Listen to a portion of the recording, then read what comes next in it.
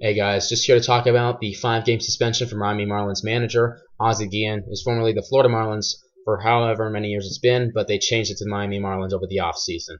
Well, Ozzie Guillen was, of course, suspended 5 games for his comments that he admired Fidel Castro.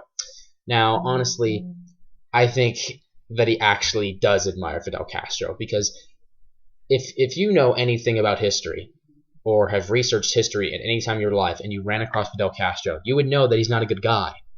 You would know that his country is a basket case, like most communist nations anyway. Or all, in fact. But you just can't accept an apology like that. I mean, I don't know if he's apologized yet or not, but if I was a Cuban, I would not accept his apology. There's no way you can accept that. I mean, I honestly think that Ozzie just forgot where he was.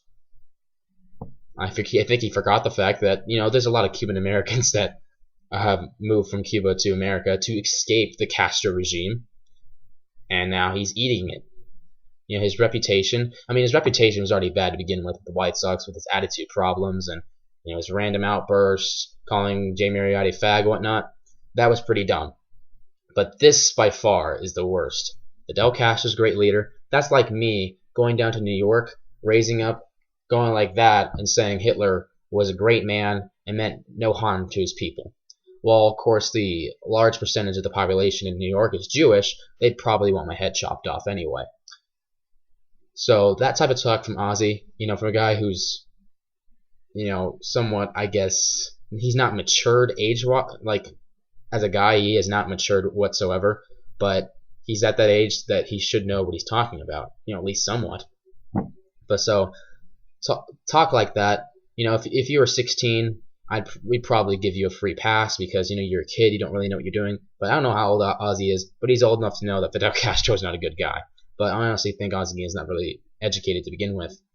That type of talk, especially from a guy his age, that deserves more than suspension, more like a firing.